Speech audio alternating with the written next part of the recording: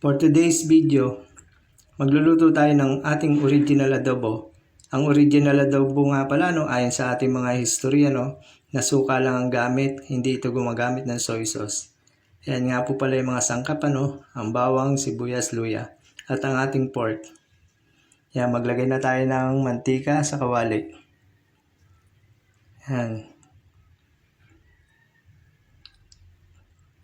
Yan, pagka medyo umiinit na yung mantika, tsaka natin palang ilalagay ang bawang. So, mas maganda, kung medyo mainit na yung mantika, bago tayo maglalagay ng bawang, Ayan. Halo-haluin natin. Medyo paghiwa-hiwalayin natin yung medyo nagdikit-dikit na slice ng bawang. Ayan. So guys, pagka medyo brownish na yan, tsaka pa lang natin ilalagay ang sibuyas. Hintayin lang natin siya mag-brownish,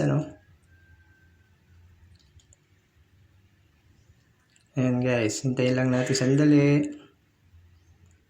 Ayan.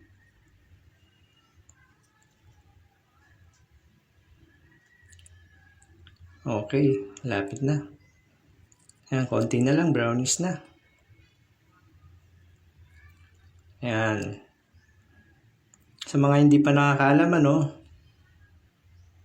ito yung original na adobo na sariling ating. Ayan, lagay na natin yung sibuyas kasi brownish na yung bawang, Ayan.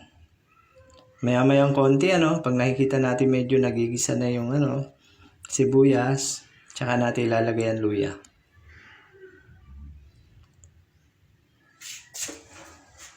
Ayan, nilagay na natin guys ang luya, And then, ang pork.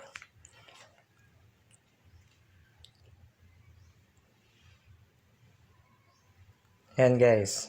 Lagyan na rin natin siya ng kaunting paminta. Ayan. And then, tapos nyan, halu-haluin natin, para mag-mix na siya. Dun sa, yung mga,